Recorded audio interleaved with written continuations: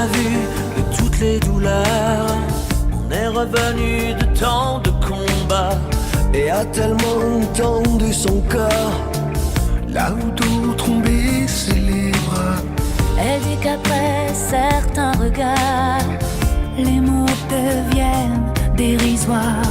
On fait les choses parce qu'elles s'imposent sans se demander pourquoi. C'est peut-être, oh, peut-être une goutte dans la mer.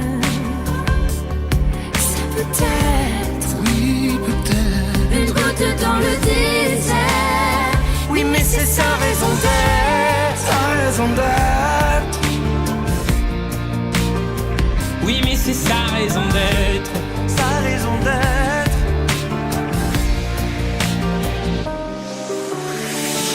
Elle en a essuyé des yeux, elle en a baissé des paupières, oubliant même que le ciel est bleu. A-t-on se pencher dans la poussière? On me dit qu'on peut toujours trouver des excuses pour ne pas bouger. Elle préfère encore se taire et faire ce qu'elle a à faire. C'est peut-être, oh peut-être, une goutte dans la mer. C'est peut-être, oh oui peut-être, une goutte dans le désert. oui mais c'est sa raison d'être, sa raison d'être. Les dépenses d'ordre, c'est tous les...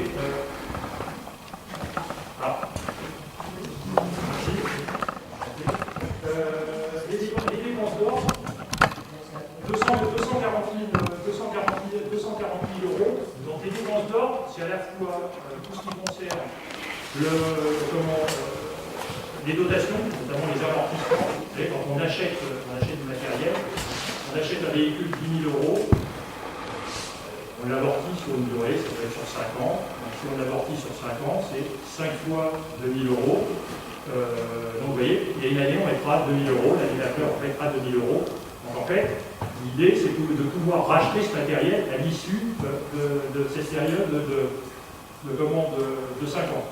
Okay, donc 241 000 euros de dépenses d'ordre, qui fait un total de dépenses réelles à hauteur de 6 771 499,79 euros.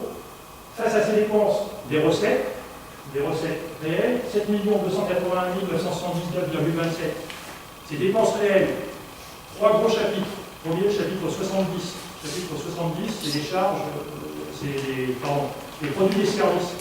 En gros, le multi-accueil, la restauration scolaire, les ALSH, toutes ces recettes, les locations, les locations de sacs sont en dessous. Après, c'est le poste 73, qui est un poste important pour Arnage, c'est le poste fiscalité et taxes, donc c'est l'ensemble des impôts et taxes qui sont collectés. De mémoire, on doit être autour de 3,8 millions, je crois, 4,8 millions, 1 million près. Donc ça, c'est le poste le plus important. Il y a à la fois la fiscalité supportée par les ménages arnageois, je vous rassure, pour ces 4,8 millions, ça pèse, grosso modo, de mémoire, je crois que c'est 1,5 million. Le reste, c'est des taxes, c'est des compensations de l'État, notamment on touche une taxe qui s'appelle l'IFER, l'imposition forfaitaire sur les entreprises de réseau. Dedans, on a aussi, dans les taxes, on a des taxes sur les pylônes électriques. Certes, c'est pas très beau pour le paysage, mais par contre, ça génère des recettes, comme je l'ai connu. C'est également un poste important, le poste droit de mutation, c'est-à-dire sur chaque vente, sur chaque mutation, sur chaque vente de biens immobiliers, il y a une mutation. La collectivité ville d'Arnage touche une partie, les droits de mutation de mémoire sont à hauteur de 2%. Je poursuis. Donc 70, 73, poste 74, c'est le poste dotation. Les dotations, c'est plutôt ce que nous verse l'État au titre des missions qu'exerce la collectivité. Au nom de l'État, par exemple, on fait l'état civil, on fait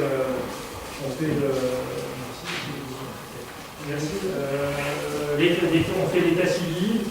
Donc l'État nous verse des dotations. Vous savez, on a beaucoup évoqué la baisse des dotations. Il y a 6 ans, elles étaient à hauteur d'1 million d'euros. Aujourd'hui, cette fameuse dotation forfaitaire, elle est à 500 000 euros. Donc, vous voyez, elle a été divisée par 2.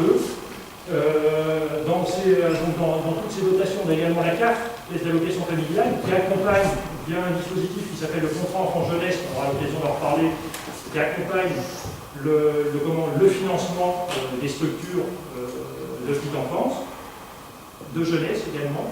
On a la CAF nous verse également des prestations, la PSO, la prestation de service, maintenant c'est la PSE, non c'est la PSO, ordinaire, prestation de service ordinaire, et une deuxième qui est la prestation de service unique. Donc, on est au poste 74, un dernier poste qui est le poste 75, qui est les produits des locations. Notamment, on a par exemple les locaux de la Poste, seront des propriétés avec une propriété municipale que nous louons à la Poste, donc à un loyer. On a aussi quelques biens qui sont mis en location. Donc c'est dans ce poste qu'on touche. Il y a également quelques recettes. Donc au total, ces recettes réelles, 7 281 000. On rajoute des recettes d'ordre. Je vous ai expliqué tout à l'heure, c'est des mouvements liés à d'amortissement sur les biens. 68 424 51 en fonctionnement, ce qui donne un total de recettes de fonctionnement de 7 350 403,78. Quand vous faites les recettes, les dépenses moins les recettes, c'est formidable. Ce qui est important, je le dis, c'est qu'il faut que le poste recette soit supérieur au poste dépenses. Parce que derrière, si on n'arrive pas à générer d'excédent, ça veut dire que derrière, on ne pourra pas les financer d'investissement. Donc pour 2019, il s'établit à 578 903,99, auquel on rajoute le résultat de l'année précédente, 1 398 561,11, qui donne un résultat de l'exercice 2019 à hauteur d'1 977 465,10. Ce résultat, il est donné la possibilité, là le conseil municipal a un vrai pouvoir de décision, de l'affecter en fonctionnement, en investissement. C'est-à-dire en gros, sur cette somme, qu'est-ce que je réserve qu'est-ce que je réserve comme autofinancement pour aller financer mes investissements de l'année N+1.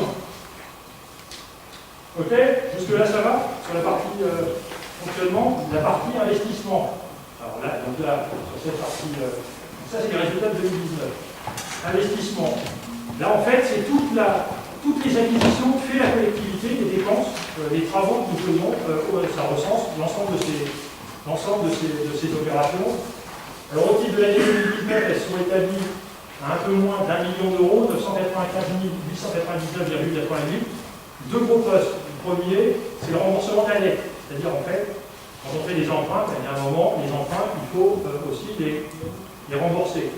Donc le premier poste, remboursement de la dette, qui doit être le poste 10 de mémoire, grosso 16, pardon, c'est vrai, c'est le poste 16, ça représente 500 000 euros, à peu près tous les ans, 500 000 euros. Alors ce qui est important, c'est que cet excédent, qu'on se dit, c'est qu'il doit couvrir à minima le remboursement de la dette. Ce qui est important, c'est sur son budget de fonctionnement de pouvoir dégager cette somme qui permet d'aller rembourser la dette. On rajoute les dépenses d'ordre, vous voyez, l'équilibre, qui est en recette, qui est une dépense d'investissement, qui est en dépense de fonctionnement, qui est une recette d'investissement. En fait, elle s'équilibre. C'est vraiment des mouvements d'ordre. Donc 68 424,51. Donc quand on additionne les deux, ça fait un investissement total d'1 064 324,39. Clairement, c'est une petite année en matière d'investissement. Voilà. On considère qu'il y a déjà 500 000 euros de remboursement. Dans les grosses opérations qu'il y a eu, clairement, c'était le plan numérique. C'est vrai qu'il y a eu une somme importante sur le plan numérique. C'était le début des études sur la salle polyvalente. C'est vrai que là, on avait positionné des sommes, mais c'est aussi important de pouvoir les utiliser. Le projet a été décalé dans le temps, donc c'est pour ça qu'on a aussi des taux de réalisation qui sont un peu faibles. Face à ces dépenses d'investissement, des recettes, qui ne sont pas, d'ailleurs, qui sont des recettes réelles, donc 665 056,96 euros. Les sommes qui sont dans ces recettes réelles proviennent d'une première ressource qui s'appelle le FCTVA. C'est-à-dire qu'en fait, quand on fait un investissement, on récupère une partie de la TVA, on ne récupère pas les 20%. De mémoire, ça doit être autour de 4, je crois que c'est autour de 15%. On récupère pour un investissement fait une année, l'année N+1, on récupère 15%. Il doit y avoir une deuxième recette qui s'appelle la TLE, taxe locale d'aménagement. En fait, c'est une taxe sur les permis de construire. Le permis de construire, la déclaration de travaux. Grosso modo, elle est autour de 20 000 euros. Je crois que sur l'année 2019, de mémoire, on va être à 25 000. Elle tourne en moyenne autour de 20 000 euros. C'est une taxe qui est perçue par le métropole et qui est reversée aux communes. Je poursuis dans les recettes. Et donc, il y a deux postes qui sont importants. Le suivant, c'est le poste subvention. C'est-à-dire que c'est les subventions que nous pouvons obtenir au titre des investissements qui sont faits. Voilà, j'ai plus le montant, je crois qu'on a eu autour de 330 000 euros, c'est ça 210 000 euros. C'était des subventions. Il y a une petite subvention en mémoire de la CAF, de la DRAC, pour financer du matériel à la médiathèque. Ouais, c'est lié aussi aux modifications des horaires, d'ouverture. Je crois qu'on a touché le solde. Alors c'est important cette somme, d'ailleurs. En 2019, on a touché le solde de subvention des travaux sur la bulle. Je rappelle pour les nouveaux conseillers, la bulle a été inaugurée en janvier 2017. Ça veut dire, vous voyez, c'est détaillable.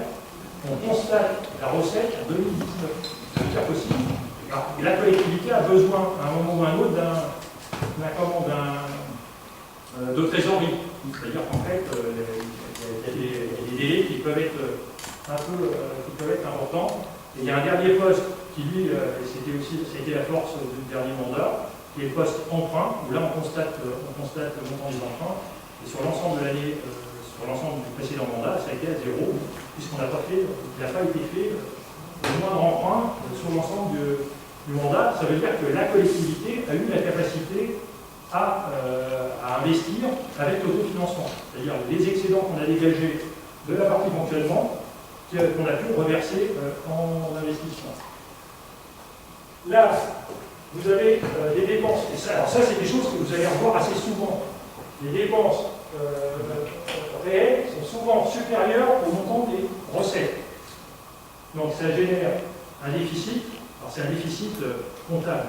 C'est pas un déficit puisqu'en fait, on faut le comparer aussi avec cette somme-là.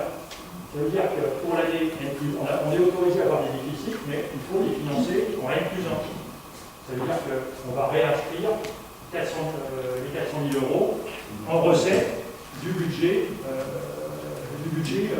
2020. Okay, donc déficit 2019, 158 000. On reprend parce qu'on cumule les déficits 242 143 et les 400 000. Quand on peut comparer le 1 977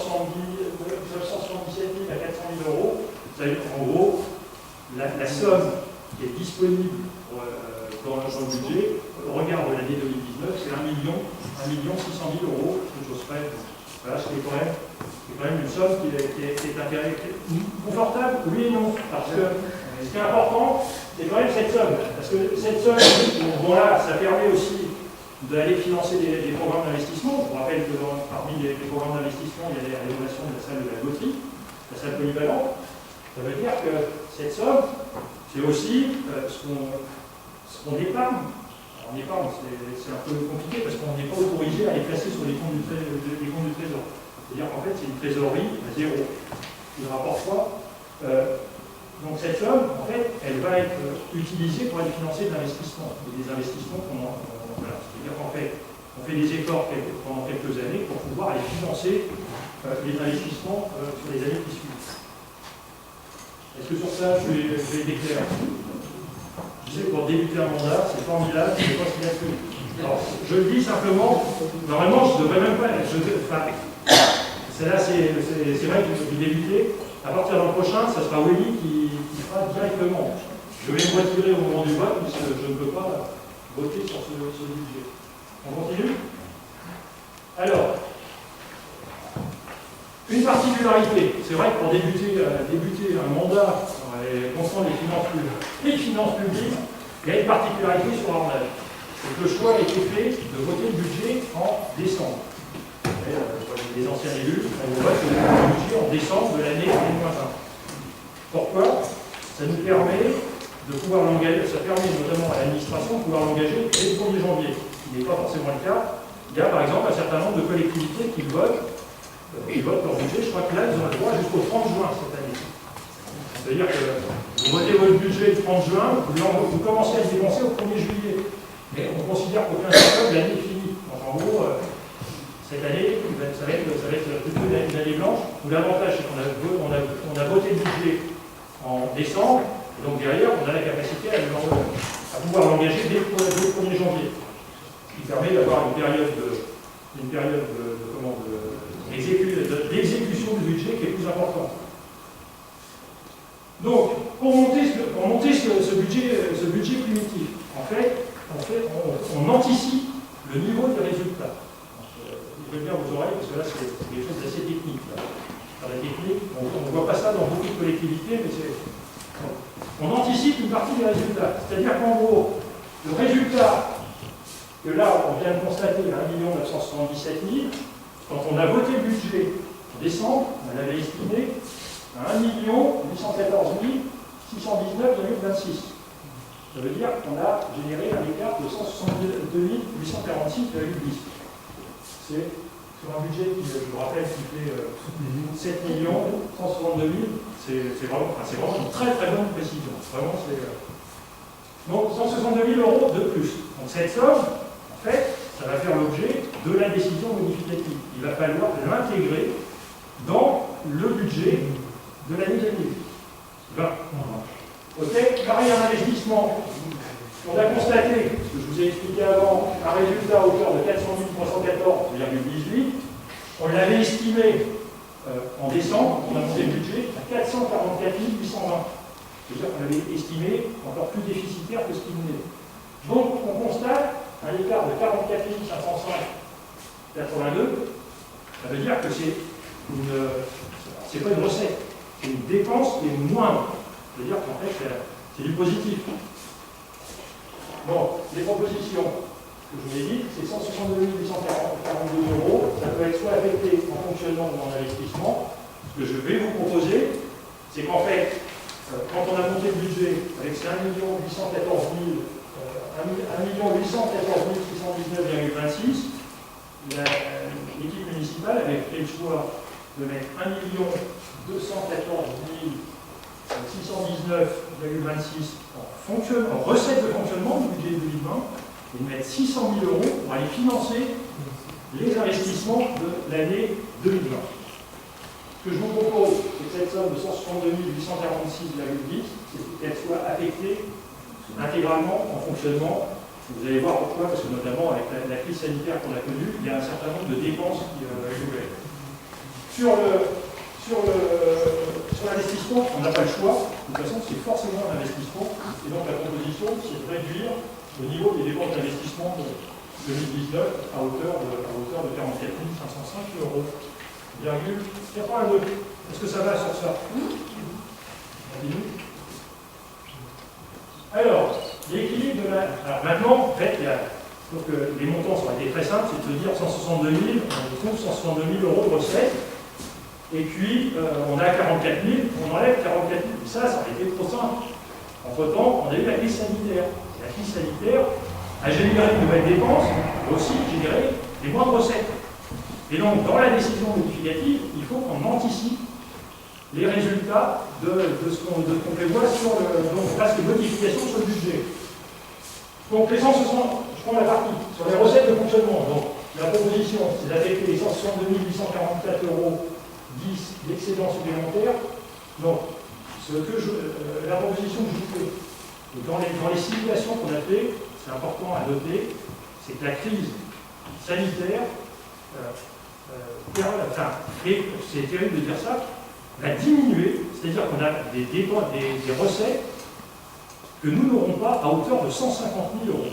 Parce que vous voyez le niveau, 150 000 euros, des recettes de restauration, de multi-accueil,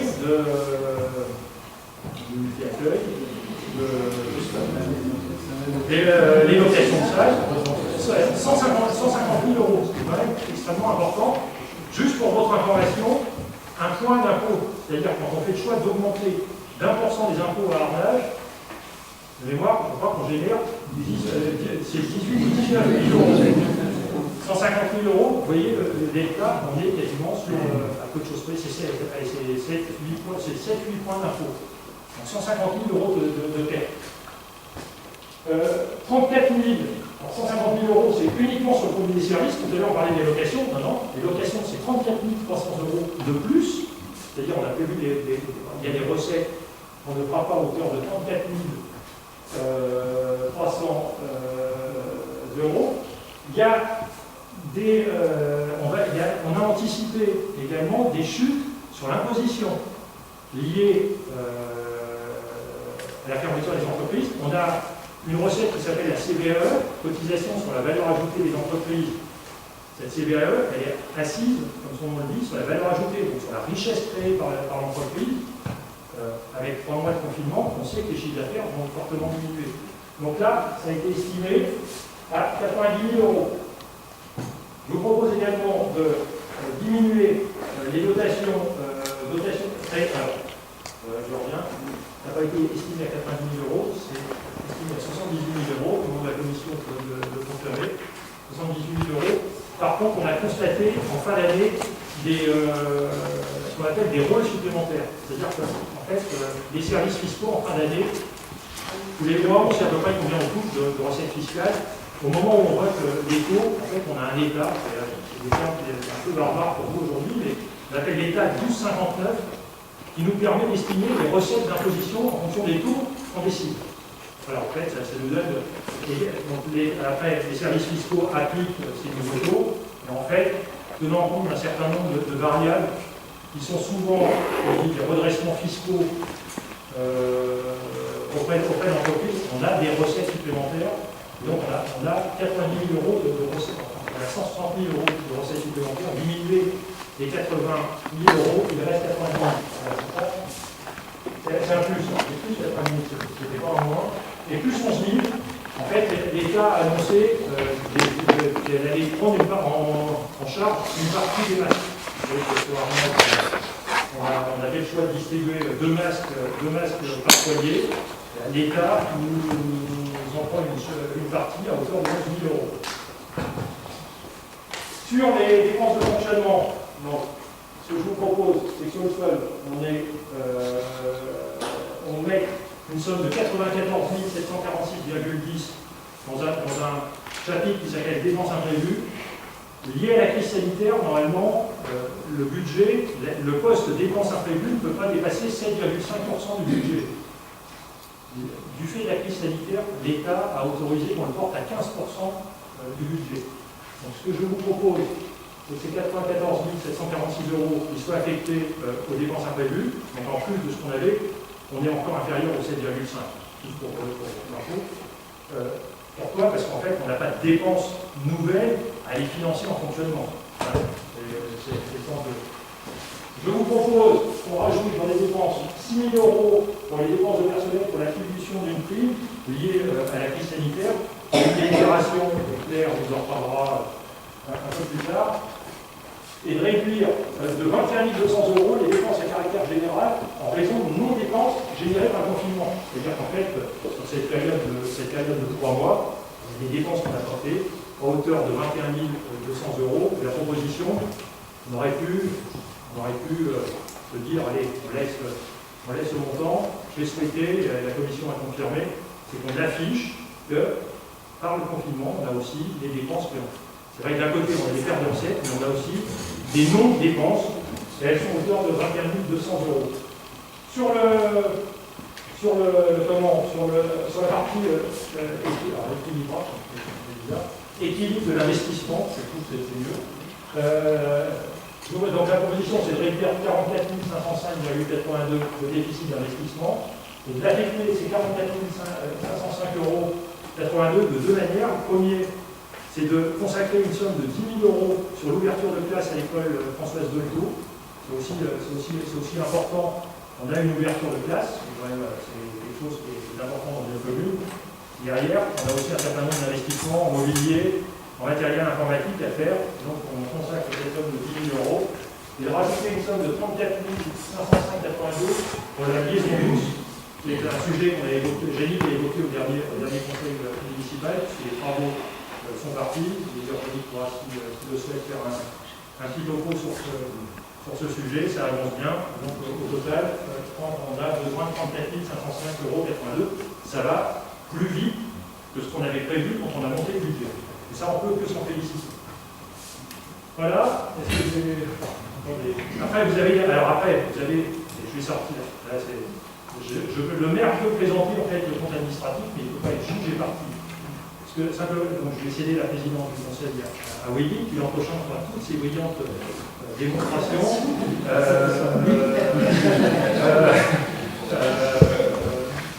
Simplement, ce que je voulais vous dire, quand on parle de compte administratif, le compte administratif, c'est le compte qui est monté, qui reflète l'ensemble des opérations de la collectivité telles qu'elles sont ordonnées par le maire.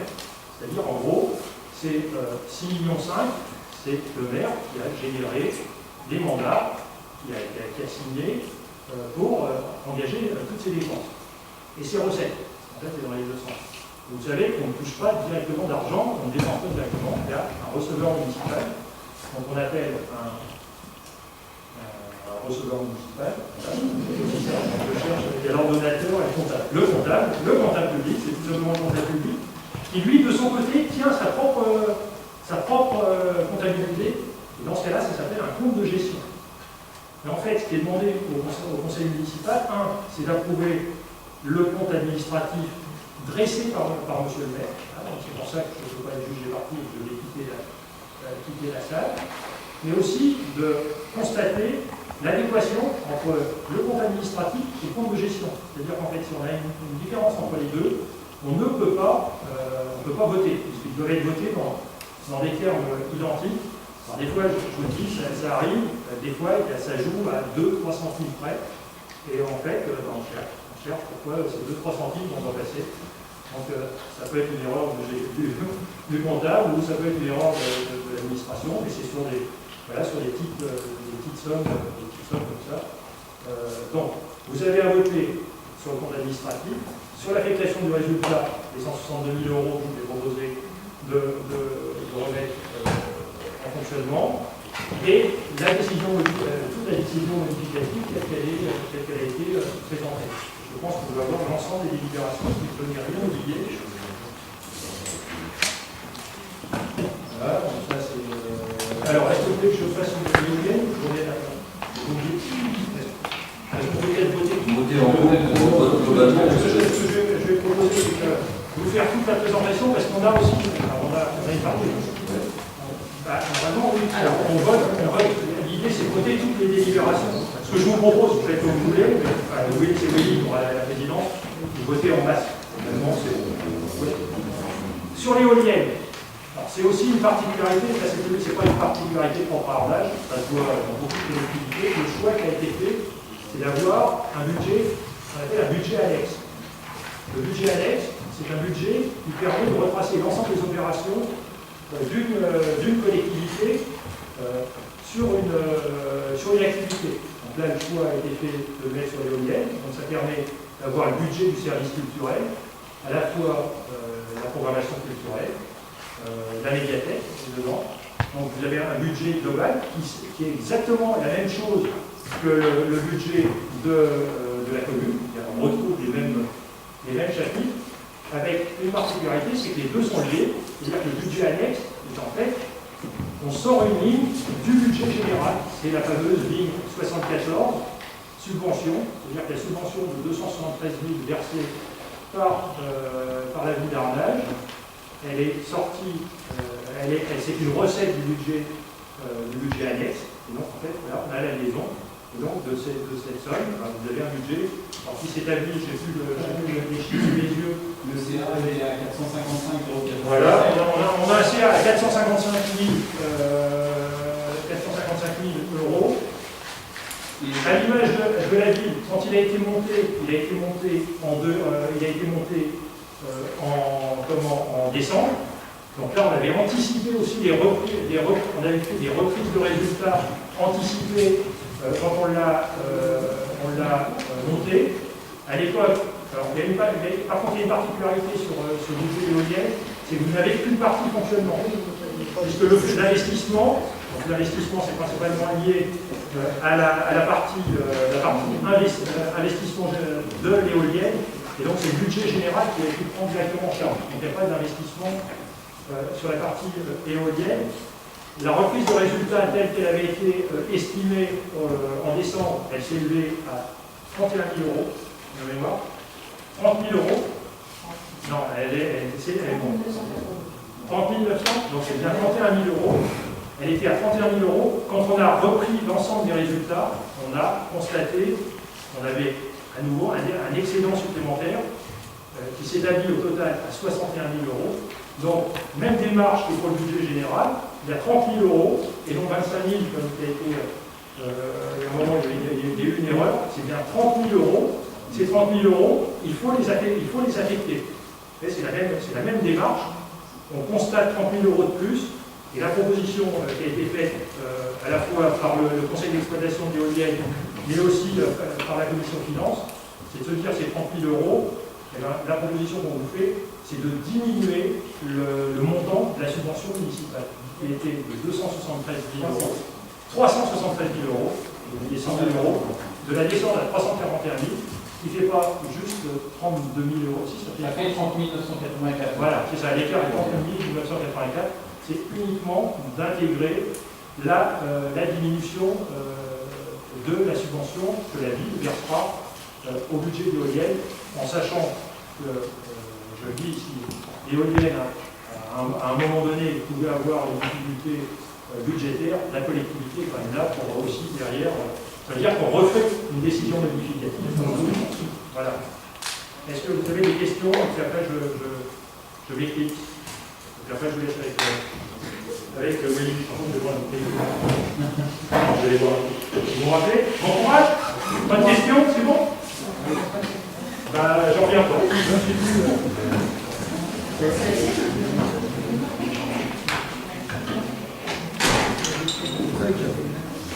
Bon, c'est une première pour moi, vous l'aurez bien compris. Voilà, donc je vous propose de passer au vote. En premier lieu, donc, voilà, comme ça a été évoqué par Thierry, je vous propose de voter en global. Et donc d'approuver, d'adopter, ainsi que de constater l'adéquation entre le compte administratif et le compte de gestion. De voter également l'excédent 2019 de 162 846,10 euros en affectation en fonctionnement. De voter également la délibération numéro 1 sur l'équilibrage du fonctionnement respectant la présentation faite par Thierry, ainsi que l'équilibre de l'investissement. Et enfin, de voter également le budget de l'éolienne avec l'affectation du résultat pour baisser la subvention de la éolienne à hauteur de 33 384 euros. Voilà, sur ces propositions, qui est contre, qui s'abstient? Très bien, écoutez, merci beaucoup. Voilà, le compte administratif est adopté, ainsi que les autres éléments du budget. Merci beaucoup, on va pouvoir rappeler le maire.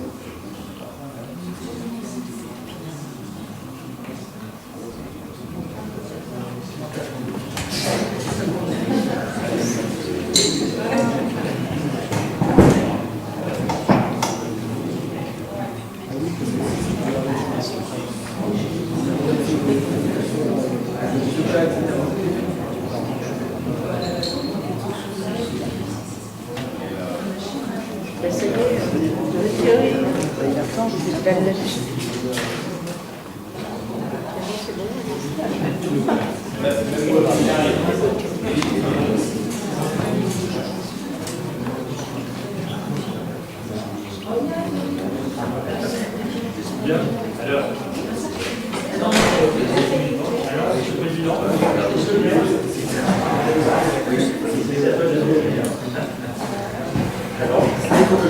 ah oui, oui, j'ai lu.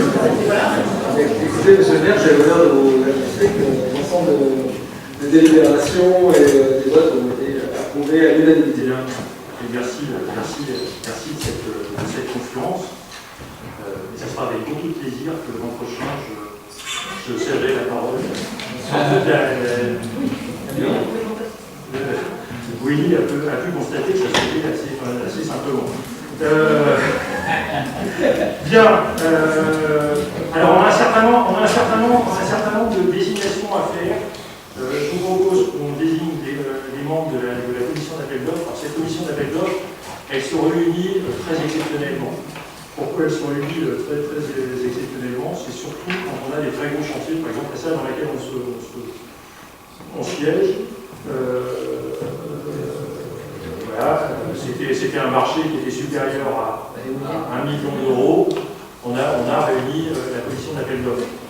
Donc vraiment, donc il faut qu'on vote sur une liste. Je vous propose que la liste soit composée de la manière suivante. Donc 5 titulaires. Le maire est président de droit. Donc Willy Jourdain, Emmanuel Brasseur, Jeannick Conchat, Thierry Robouillot, Pierre Rouillet. En suppléant Gilles Chalumeau, Élie Guérino, Serge Donin, Sylviane Luçon et Cécile Bandeau. Est-ce que c'est des décisions des membres de la CAO. D'accord. D'accord, c'est plus. Non, c'est bien des désignations des membres de la CAO, commission d'appel d'offres. Donc, est-ce qu'il y a quelqu'un qui souhaite qu'on le fasse à bulletin secret? S'agissant de vote nominatif, est-ce que quelqu'un souhaite que ce soit fait? Non. Donc, je vous propose qu'on le fasse à la main levée. Donc, est-ce qu'il y a quelqu'un qui souhaite présenter une liste alternative? Si, on va faire. Je n'en vois pas, donc je vais vous sauver cette liste. Willy Jourdain, Emmanuel Brasseur, Jeannick Conchat, Thierry Robouillot, Pierre Rouillet, titulaire, et les suppléants, Gilles Chalumeau, Élie Guérino, Serge Donin, Sylviane Luçon et Céline. Qui est pour l'adoption de cette commission d'appel d'offres? Contre? Abstention? Il n'y en a pas. Je vous remercie. Nous en suivons. Nous avons à désigner une commission qui est importante, la CCID, qu'on appelle la CCID, Commission communale des impôts directs. Cette commission se réunit en moyenne une fois par an. Ça peut être 2 fois. C'est arrivé qu'elle se voit 2 fois dernièrement, notamment pour des. En fait, cette commission est chargée d'évaluer les bases foncières.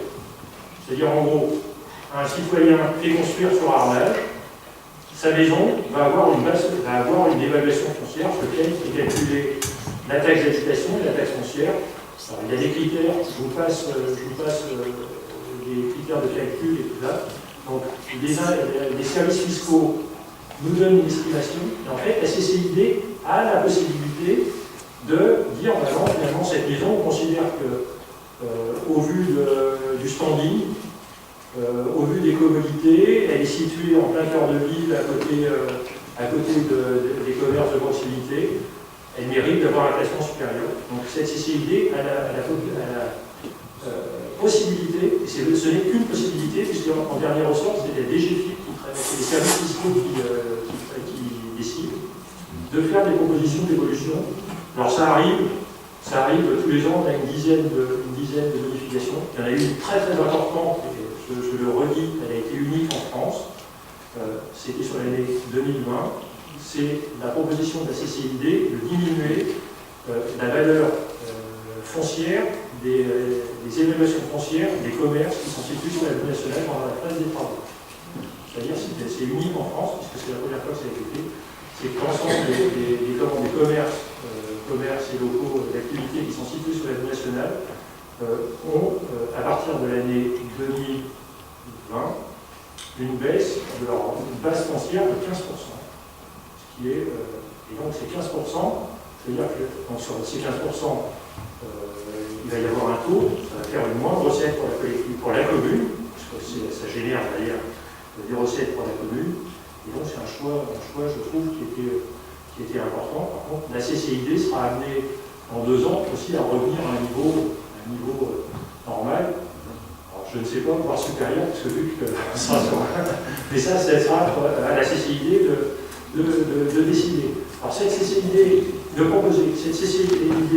elle est composée d'habitants, d'élus, d'artisans. La seule obligation, c'est 1, être âgé d'au moins 18 ans, être de nationalité française ou ressortissant d'un État membre de l'Union européenne, jouir de ses droits civiques, être inscrit au rôle des impositions directes et locales dans la commune, que ce soit au titre de la taxe foncière, de la taxe d'habitation ou la cotisation foncière des entreprises, être familiarisé avec les circonstances locales, ça veut dire clairement qu'il faut quand même connaître un petit peu la commune pour être membre de cette CCID, et puis posséder des connaissances suffisantes pour l'exécution des travaux confiés à la commission. C'est vrai que c'est important parce que des fois, c'est mieux quand même de bien connaître l'ensemble des bâtiments. Donc voilà, alors, nous sommes, vu la taille de la commune, nous devons désigner 8 titulaires, 8 suppléants et en double. Donc en haut, on doit désigner 32 personnes. Et parmi ces 32 personnes, c'est l'administration fiscale qui va choisir. C'est-à-dire que c'est formidable, c'est qu'on a sollicité des habitants pour être membre de cette CCID, sauf que derrière, on n'a aucune certitude, c'est l'administration fiscale qui décidera qui est membre de la CCID. Donc c'est sympathique, voilà, il y a un certain nombre d'habitants à qui on a. Donc je vous propose la liste suivante que vous avez, elle est au dos. Non, elle n'est pas au dos, parce que moi on me l'a. Vous avez allez, vous allez simplement y avoir une modification, c'est sur le numéro 9, puisque M. Boulet a refusé. Donc il faut qu'il y ait un. Et donc alors, on peut mettre un conseiller municipal. Je propose que ce soit, parce qu'Emmanuel n'est pas désigné, si Emmanuel est dedans, il faudrait qu'il y ait un conseiller municipal qui accepte de siéger dans cette. Au moins, siéger et être membre de cette commission, notamment remplacer M. Boulet. Allez, on va passer la soirée sur ça. Est-ce qu'il y a un conseiller? Allez, sinon qui est candidat? C'est une fois par an, d'accord. Merci, Karine. Donc je vous propose qu'en numéro 9, on remplace par madame. Non, il n'y a pas besoin de parité. Il faut être contributeur. Donc je vous propose la liste suivante. Monsieur Desson, Monsieur Leverrier, Monsieur Feuzard, Madame Busson, Monsieur Cadeau, Madame Courcelot, Monsieur Mascon, Monsieur Monchat,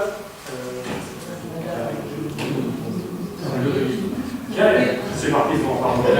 J'ai un problème de copie.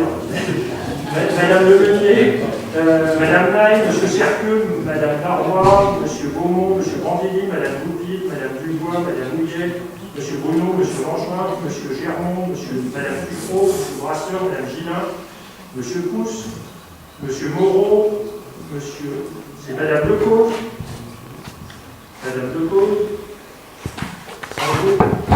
Madame Chauvet, Monsieur Granet, Madame Champeau, Monsieur Rodelin, Madame Lefebvre, Monsieur Nardeux, pour siéger au sein de cette commission. Voilà. Est-ce que vous avez Bon, je vous propose qu'on délibère. Oui. Ça va être bougeant, pas de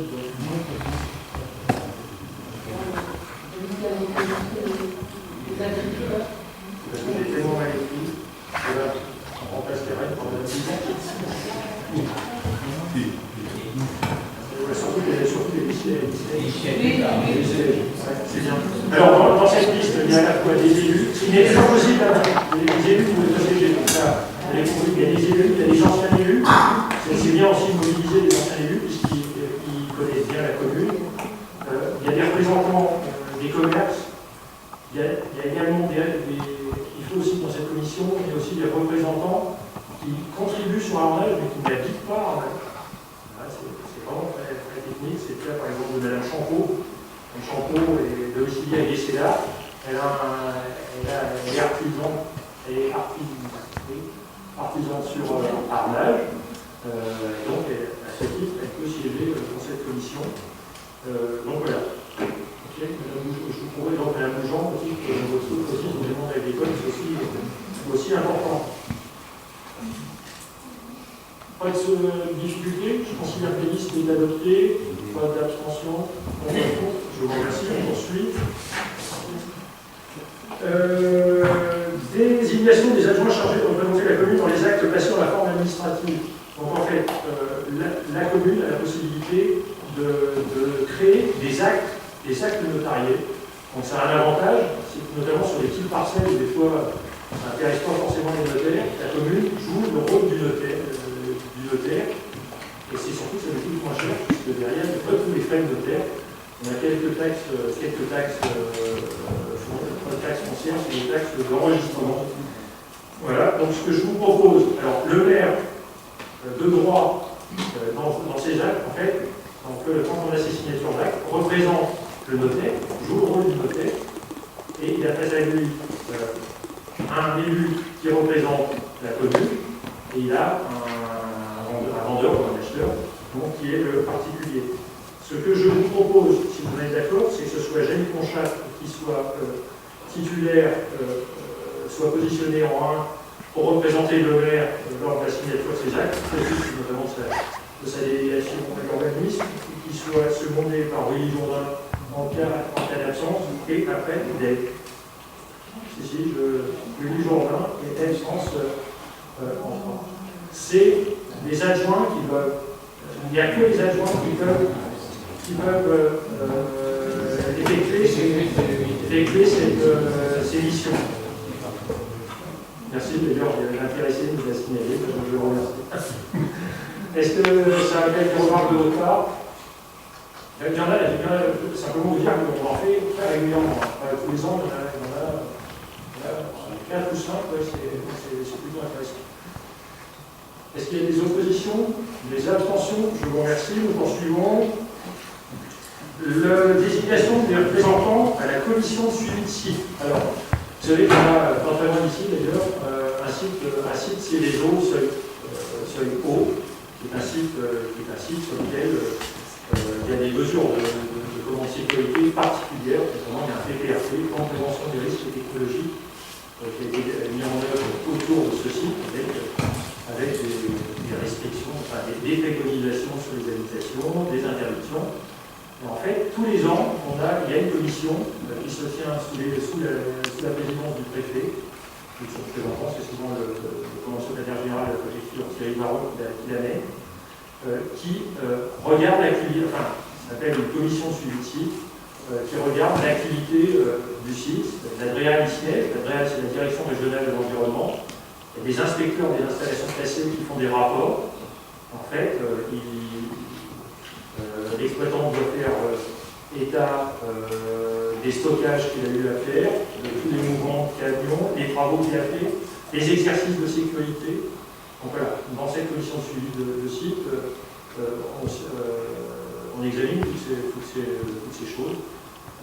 Forcément, quand il y a des sujets brûlants, je pense notamment à l'Urisol, vous savez ce qui s'est passé du côté de la Seine maritime, et bien souvent, on voit que la commission de suivi de site a un rôle un peu plus important, puisqu'on est beaucoup plus attentif à des problématiques particulières. Donc la commune est représentée, les habitants également, il y a un certain nombre de riverains qui sont membres de cette commission, vous avez la liste, la DDE, donc, l'ADREAL, pardon, c'est la direction régionale de l'environnement, de l'aménagement et du logement des Pays de la Loire, le directeur départemental des territoires, donc la DDT, le président de l'Eurométropole, Sarthe Nature Environnement, deux riverains. Alors aujourd'hui, les riverains sont M. Souchard et M. Bourget. M. Bourget. L'entreprise Gauchat est directement attaquée puisqu'elle est à proximité. Le chef de site de la société Butagas, M. Pacheco. Le chef d'unité d'exploitation, je ne sais pas son nom, un représentant des salariés, donc qui est la personne qui a et le SDIS, c'est vrai que le SDIS a aussi un rôle important dans les mesures de sécurité. La commune dispose de 2 sièges, et donc ce que je vous propose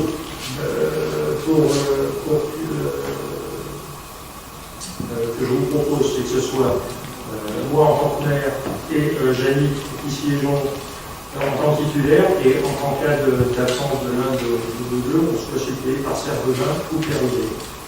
Voilà. Je vous appelle une commission importante.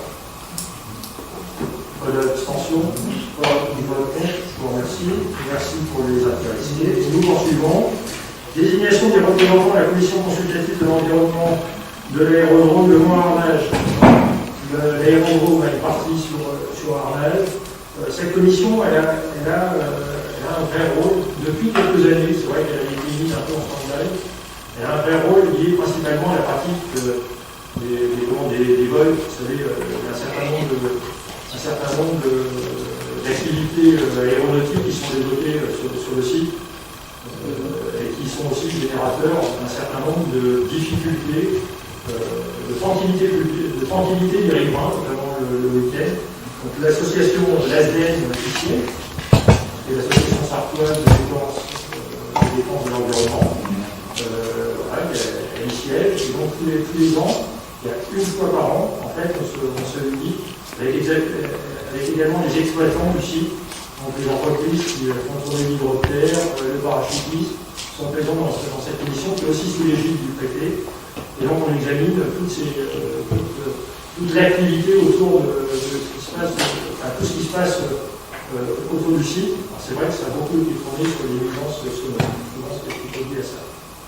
Donc voilà, la commune dispose de 2 sièges. Je vous propose également que ce soit moi-même et Serge, et Jannick Conchal, pardon, qui vont soit suppléés par Serge et Claire William.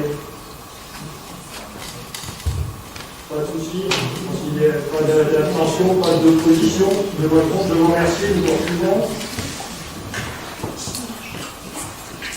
Alors,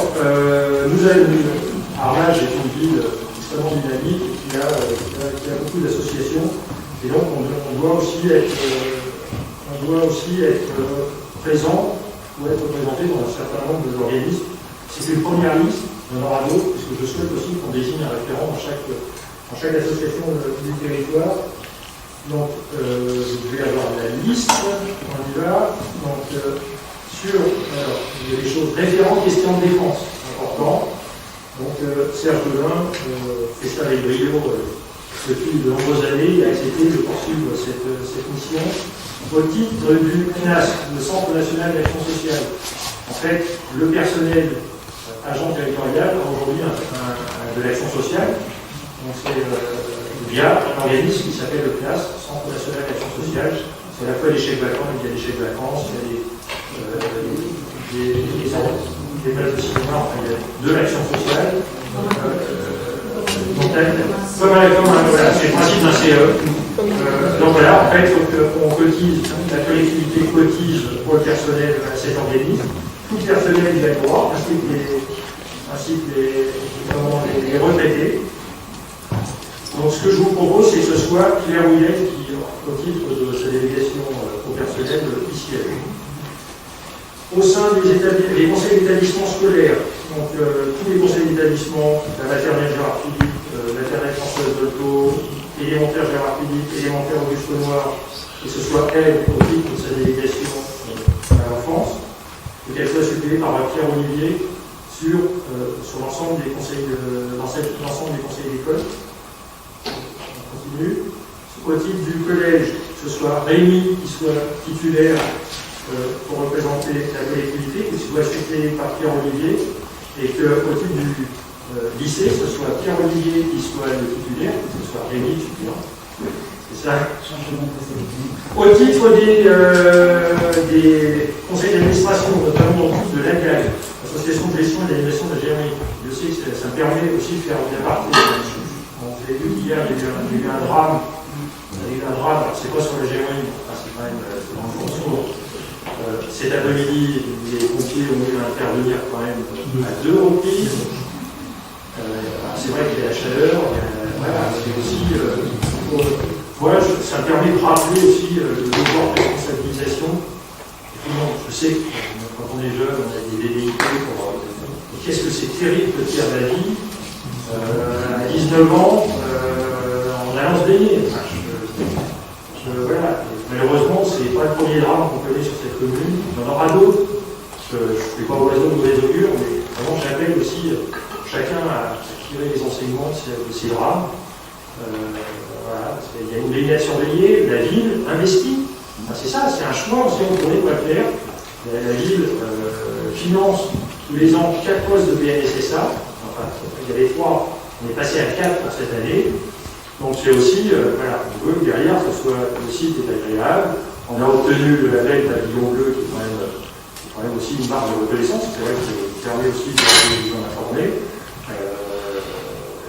C'est les anciennes des tâches propres. C'est plus que les tâches propres, c'est aussi tout le caractère environnemental autour du site, la qualité de l'eau, la politique de tri, des déchets, la gestion de l'assainissement. Vraiment, il y a tout un ensemble de panels, l'animation du site, et donc d'avoir aussi ce label de Pavillon Bleu, c'est important. L'important, c'est surtout que ce site, ça permet de monter qualitativement. Je rappelle qu'elle a été lancée il y a 2 ans, 3 ans, une étude Prodéclore sur l'ensemble de la gestion du site, donc on ne fait pas n'importe quoi, et qu'actuellement, il y a une étude de promotion touristique qui est en cours avec un comité de pilotage. Le label Pavillon Bleu, ce n'est pas un outil de communication. J'insiste sur ça, je veux dire, oui, c'est bien, on se gargarise, il n'y a pas Pavillon Bleu. Non, c'est derrière, on prend des engagements. Notamment, on prend des engagements, il y aura un comité de pilotage de ce Pavillon Bleu. Il est remis sur le feu tous les ans, avec l'obligation aussi d'avoir des animations au nombre de 5 autour de la sensibilisation, autour de. Donc voilà, il engage. Derrière, c'est pas un outil de communication. Il engage la collectivité, la commune sur l'attractivité du site. Voilà, je voulais faire cet aparté. Et aussi des mots pour ça. Oui, c'est le site, l'année en année, on voit que d'ailleurs, c'était assez, je veux dire, en aparté, sur les réseaux sociaux. Il y avait plutôt dans les quarantenaires, qui venaient il y a 30 ans en disant c'est pas possible, la GRI, c'est le Pavillon Bleu, c'est une blague. C'est aussi qualitativement, on s'est retroussé les manches aussi pour faire que ce site soit un site de très grande qualité.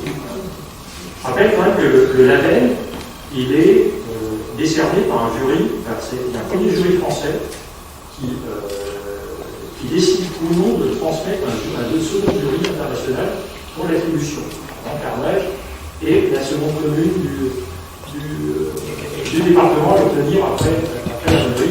Ça oblige également à avoir 5 années sans aucune. Avoir 5 années avec une autre de qualité excellente. Le terme, c'est excellent. Ok.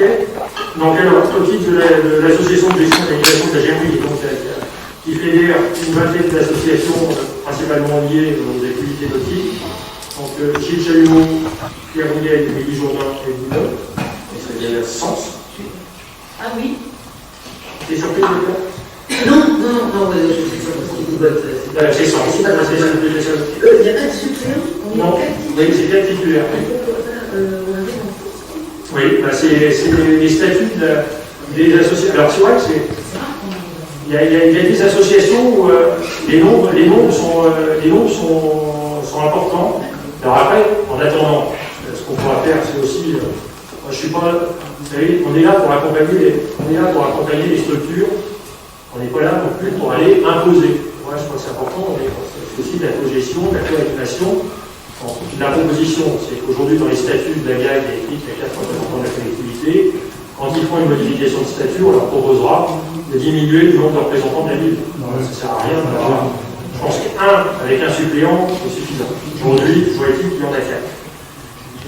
Au départ, je vous propose que ce soit Willy au titre de sa délégation, Carmur Ferrat, Willy au titre de son ancienne casquette,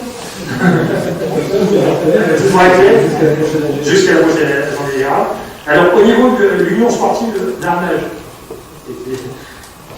a priori une petite modification. Là, j'ai découvert, nous étions persuadés d'avoir qu'un siège de titulaire, et donc comme quoi ça permet aussi, en interrogeant les structures, il y a 2 sièges de titulaires au comité directeur, donc je vous propose qu'il y ait Gilles Chalumeau au titre de sa délégation, Jean-Luc Abraham pour l'accompagner, et qui est Carrel au titre de suppléant, qui siège dans le comité directeur de l'Union sportive d'Arnage.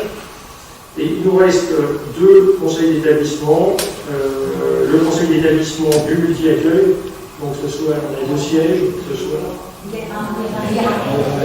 pardon, je l'ai pas vu. Au titre de l'IRA Arnage, donc on a un siège de titulaire et un suppléant, c'est que ce soit Yolande qui représente la commune, et que Laurent, au titre de sa délégation, soit son suppléant, quelque chose me dit qu'il y siégera régulièrement. Voilà. Et au titre du conseil d'établissement du multi-accueil, donc c'est pareil, il se réunit une fois par an sur l'organisation du multi-accueil avec les parents et les professionnels. Donc c'est le maire et puis l'adjoint, que ce soit moi, et puis elle. Également au comité de pilotage de rang, qui se réunit également une fois par an, que ce soit moi et puis elle. Voilà. Est-ce que vous avez des questions par rapport à cette désignation? Non? Pas d'abstention? Pas de vote contre? Je vous remercie pour toutes ces désignations. Nous poursuivons. Les adhésions. Alors, on a en fait le principe des adhésions. Le conseil municipal doit décider d'adhérer ou non à des structures. Ce que je propose tous les ans, enfin pas tous les ans, c'est qu'en fait, on désigne en début de mandat l'ensemble des structures auxquelles la commune adhère. C'est le conseil municipal qui doit délibérer ou non, c'est-à-dire on le dit ou pas, et qu'après, au titre des délégations que vous m'avez accordées, moi je peux renouveler l'adhésion. C'est-à-dire en fait c'est ça, c'est la décision d'adhésion, c'est le conseil municipal, et puis l'année d'après, sur le point de la durée du mandat, c'est le maire qui renouvelle. Okay, donc là la liste, vous l'avez. Les Francas, donc aujourd'hui, nous sommes adhérents, la cotisation est de 350 €. Donc là, ce qui est demandé ce soir, c'est que le conseil municipal prenne formellement l'engagement, formellement la décision d'adhérer aux Francas. C'est ça les décisions qu'on veut prendre. Donc les Francas, je le rappelle, c'est l'association d'éducation populaire qui nous accompagne principalement sur le périscolaire et sur l'extrascolaire, enfin sur les centres de loisirs, en cas notamment liés avec toutes les formations animateurs, formations directeurs également, des maths pédagogiques et du matériel dont on a aussi intérêt à adhérer. Amaris, l'association Amaris. Amaris, c'est l'association pour les communes, c'est des communes pour la maîtrise des risques technologiques majeurs.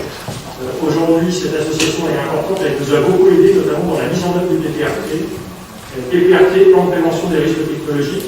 La mise en œuvre, c'est-à-dire qu'en fait, le choix a été fait à Arnage d'accompagner les riverains dans les préconisations demandées d'État. On est la première commune à avoir fait ça en France. On a obtenu une dérogation de la part du ministère de l'Environnement. C'est-à-dire qu'en fait, on a piloté la démarche et derrière en fait, les habitants ont pu réaliser les travaux. Donc cette association, elle se réunit régulièrement autour de... Elle a élargi son champ de compétences Aujourd'hui, elle travaille beaucoup donc, sur tout ce qui est PPRT, en prévention des risques technologiques, et également sur les sites pollués. Voilà. Donc le montant 658,20 €, il est calculé sur le nombre d'habitants. J'ai plus le montant par habitant, vous pouvez diviser. La PBF, Association pour les petites... Oui, une question. 2019. Pourquoi c'est depuis 2019 2019, parce que c'était le montant 2019. En fait, on n'a pas encore eu l'appel de... Parce qu'en fait, les pancartes, on a eu l'appel de cotisation en 2020. C'est l'année où on a eu l'appel de cotisation. C'est pour ça. Donc, Amaris, on a vu, APBF, Association des petites villes de France. Il faut savoir que les communes en France sont structurées en fonction de leur taille. Et donc, il y a des associations donc, il y a la PBF, l'Association des petites villes de France, qui est la plus grosse. Le président aujourd'hui est Christophe Bouillon, qui doit être le maire de Canteleu en Seine-Maritime. Ce qui est intéressant dans ces associations, c'est qu'elles permettent surtout de rencontrer, elles organisent régulièrement des rencontres avec d'autres communes, donc ça permet de rencontrer aussi des échanges d'expériences. Et elles font également beaucoup de formations sur les finances. Notamment, moi je cite une formation qui est extrêmement intéressante, qui se tient une fois par an, où on a tous les éléments liés à la préparation budgétaire. Comment préparer ce qu'on appelle le document, vous allez apprendre, le document d'orientation budgétaire, de l'homme, et sur lequel on a un certain nombre de données. Donc voilà, des formations qui sont organisées régulièrement. Donc la PBF, 543,20 €, ça c'est le montant de 2020. Je poursuis. Le CAE, Conseil d'architecture, d'urbanisme et d'environnement. Le CAE, c'est une structure locale qui est extrêmement intéressante. Et d'ailleurs, je lance un appel aussi à tous les aux élus que vous êtes, aussi en tant que citoyens, et aussi aux citoyens d'arrêt. Faites appel au CAE si vous avez des programmes, si vous avez des projets d'extension de votre habitation. En fait, il y a des architectes qui peuvent vous accompagner dans des programmes. Et donc, c'est extrêmement intéressant. Nous nous avons accompagnés sur un projet. On ne savait pas trop comment on allait pouvoir avancer. Et donc on a fait appel à eux. Et vraiment, c'est un travail de très très grande qualité. La mission est allée très très loin. Et donc, la proposition de cette renouvelée cette adhésion est de 424,88 €. C'est pareil, c'est un coût par habitant.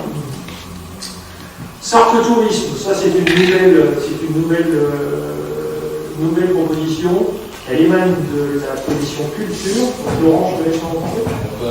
Rapidement, en fait, Sarthe Tourisme, c'est une structure qui est créée par la Chambre de commerce et d'industrie et qui permet de faire du référencement et qui donne de la visibilité, notamment à l'éolienne sur la totalité du territoire.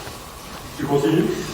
Ensuite, le chaînon manquant. Il y a le chaînon manquant. Alors, le chaînon manquant, c'est un réseau associatif aussi qui regroupe des diffuseurs de spectacles et qui organise un festival tous les ans qui permet aux professionnels de se retrouver sur un festival et de pouvoir procéder à la petit marché et à voir les offres du moment, et notamment qui permet sur une ou deux opérations de participer à des tournées et donc de réduire les coûts. Et ça réduit l'ordre de 15% le coût de ce spectacle. C'est vraiment un espace de mutualisation et d'échange pour les professionnels, et c'est aussi un interlocuteur pour les artistes parce que c'est un groupement d'achat en gros. Et donc ça permet de démultiplier les possibles. Voilà. Ok, donc ça c'est merci, c'est deux adhésions nouvelles. On a Agores, je vais laisser parler. Pardon. La suivante c'est Agores. Oui, alors Agores c'est en rapport avec la restauration donc scolaire. Donc on adhère parce qu'ils nous aident. Alors il y a des conseils, ils font des salons, des rencontres où on rencontre des professionnels, on rencontre d'autres communes où on échange sur nos pratiques. Enfin, bon, honnêtement, il y a beaucoup d'apports pour une somme modique. J'ai un petit pour l'instant. Je ne sais pas si tu l'as bien rendu. On poursuit. Alors le CNAS, on l'a évoqué tout à l'heure, c'est l'action sociale pour les. D'ailleurs, je suis surpris qu'on ait mis longtemps. Enfin, peu importe, vous voyez ce que ça coûte par argent. Je poursuis Cités Unis France. Cette association elle est un peu moins connue, et pourtant elle est très très utile. Cités Unis France, en fait, est un organisme qui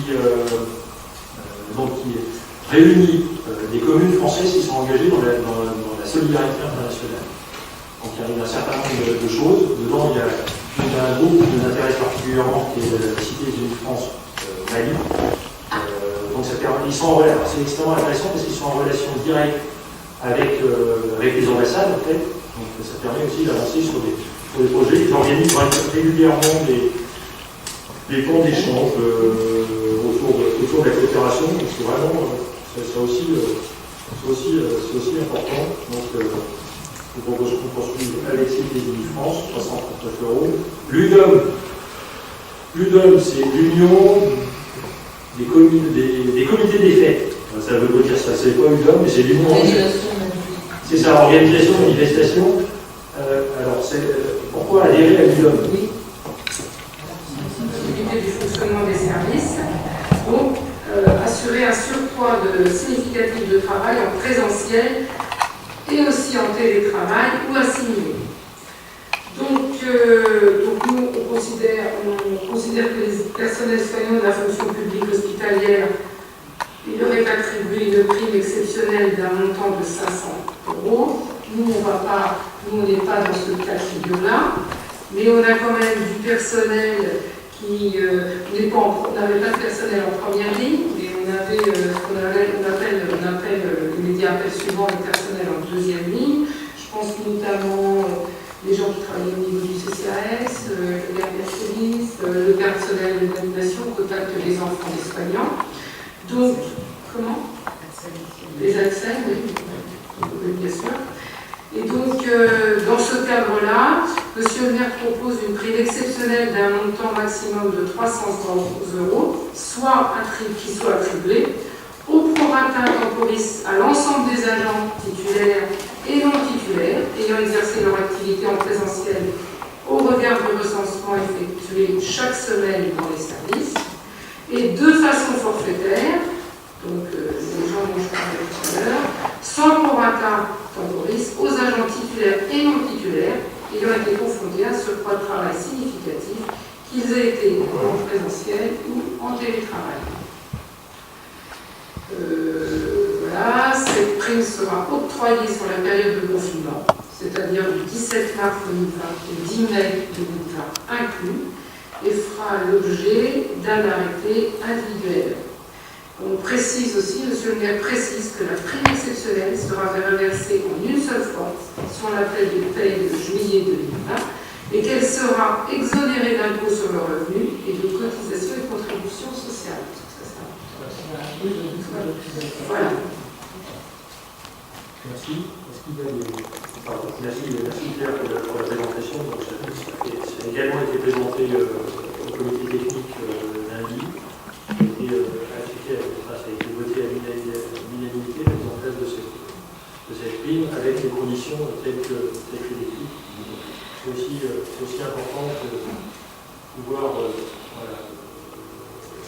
ratifier les personnels qui, dans cette période compliquée, a su être présent, et pour certains, vraiment au-delà de ce que leur a imposé le contrat de travail. Donc, je voulais vraiment remercier le personnel ce soir de son investissement pendant la période compliquée qu'on a connue. J'espère qu'elle ne perdura pas dans le temps. Ça, c'est le souhait qu'on peut tous avoir. Mais voilà. Donc, est-ce qu'il y a des questions sur la mise en place de cette prime? Je vous propose qu'on délibère. Donc, qui est pour l'adoption de la prime? Contre? Abstention? Je vous remercie. Et je vous remercie au nom du personnel aussi qui en sera bénéficiaire. Nous poursuivons avec le domaine de la culture. Laurent.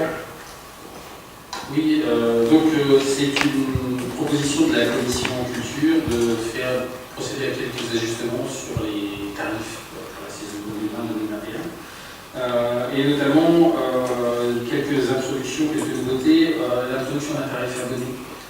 Jusqu'à maintenant, les abonnés bénéficiaient d'un tarif qui correspondait au tarif réduit. Et en fait, de manière manière à fidéliser et de montrer aussi que la démarche de devenir un abonné, c'est une démarche intéressante pour la collectivité et pour le soutien au spectacle, on a décidé de faire une petite bonification qui fait qu'il y a un dégrèvement de 2 euros en moyenne, oui c'est ça, c'est 2 euros pour le tarif abonné. On a aussi introduit un nouveau tarif, qui est le tarif pour les moins de 12 ans, parce qu'effectivement, là aussi, dans une logique de favoriser l'accès à la culture et l'accès au spectacle, on a trouvé que pour une famille qui venait assister à un spectacle, qui était dans la catégorie, par exemple en catégorie A, et bien quand on venait à 4, c'était 100 euros qu'il fallait sortir pour accéder au spectacle. Effectivement, introduire, quand on a des enfants, un tarif à 12 euros, ça permet quand même de réduire les coûts et de faciliter l'accès. Un autre tarif qu'on a ajusté, non, on n'a pas ajusté, c'est les tarifs jeune public. Jeune public, on a un tarif donc à 6 euros pour les adultes et 4 euros pour les moins de 12 ans. Voilà. Et puis on a maintenu le tarif spectacle pour les seniors à un tarif limite de 15 euros. Pour les conjoints, c'est voilà, évidemment, pour les bénéficiaires, le spectacle est gratuit, pris en charge. Il y a une gratuité, parce que c'est la collectivité qui prend en charge le coût du spectacle, le coût de la place. Mais effectivement, pour les conjoints qui ne rentreraient pas dans les catégories de bénéficiaires, effectivement, le coût est de 15 euros. Totalement, on ne modifie pas cette tarification, parce que vous savez qu'en mars, le spectacle devait se tenir en mars, donc c'est l'Orange même. Il est reporté en mars 2021, puisqu'on avait prévu de le faire en septembre. Donc, quand on a préféré prendre des précautions plutôt que de devoir encore. Donc, il se tiendra en mars 2021, et donc le tarif de 15 euros. Il est pour les conjoints qui n'ont pas atteint l'âge, mais il est aussi pour l'ensemble de la population qui souhaite venir voir ce spectacle. Il est offert en fonction des places disponibles. Et il y a un dernier tarif que j'ai omis de présenter, c'est on réintroduit la catégorie D. Parce qu'effectivement, on s'est rendu compte qu'on avait le souhait de développer l'accès à des jeunes artistes. Et donc, qui sont des artistes qui sont en devenir et donc qui ont des cachets plus faibles. Et on veut promouvoir la scène locale et effectivement avoir un tarif qui est encore un peu plus accessible. C'est une opportunité de diffuser plus largement l'accès à la culture. Voilà. Ok. Merci. Est-ce que vous avez des questions sur la... Oui. Question, sur le marché, il y a plusieurs chefs culture qui existent. Les gens peuvent rêver avec les chefs culture. Alors, à l'heure actuelle, les seuls chefs culture qui vont être utilisés, c'est les passes culture qui sont utilisées par les lycéens. Les passes culture qui sont financées par la région Pays de Loire nous permettent, on est référencé et effectivement ça permet aux jeunes de pouvoir utiliser le chèque culture à ce moment-là, le passe culture. Effectivement, sinon il y a des accords qui sont faits avec notamment les CE et avec la César. Là, c'est pas de cela dont tu parles. En fait, non, c'est que de plus en plus, les CE justement distribuent les chèques culture. Alors, il y a plusieurs marques, je vais appeler ça comme ça. Ouais, ce que je propose, c'est qu'en fait, la commission regarde pour élargir. Aujourd'hui, sur la politique culturelle, au-delà de l'aspect financier, c'est l'élément important. C'est important derrière, c'est aussi qu'on ait des habitants qui se rendent aillent voir des spectacles culturels, on peut aussi leur donner les moyens. Et notamment sur des bons qui peuvent être mis à disposition, enfin vendus à des tarifs préférentiels par les comités d'entreprise ou organismes divers. Il faut aussi qu'on puisse les encourager. Moi, je suis assez favorable parce qu'on puisse élargir aussi pour simplement regarder ce que ça implique, parce que des fois, pour certains c'est compliqué. C'est compliqué à mettre en œuvre. Je sais qu'on avait eu une difficulté il y a quelques années, mais l'objectif c'est vraiment de s'ouvrir. On renvoie la question à Laurent et puis la commission tranchera. L'idée c'est quand même de pouvoir avancer. Okay. Sur la saison culturelle, on va faire un point sur la saison culturelle. Alors la saison culturelle, pour l'année prochaine, on se s'oriente vers une belle saison culturelle, enfin je l'espère, où on aura une petite vingtaine de spectacles qui seront proposés, on aura 5 spectacles jeunes publics, on va se retrouver avec de la musique, forcément, spectacles musicaux, on va avoir du concert avec effectivement avec le repas jazz qui va cette année depuis avoir lieu et faire reporter à l'année prochaine, à la Ville des Fontaines. On aura sur la scène musicale en musique française, on devrait avoir normalement Pierre Hénin ainsi que la Caravane Basse qui devrait nous rendre visite au mois de mars.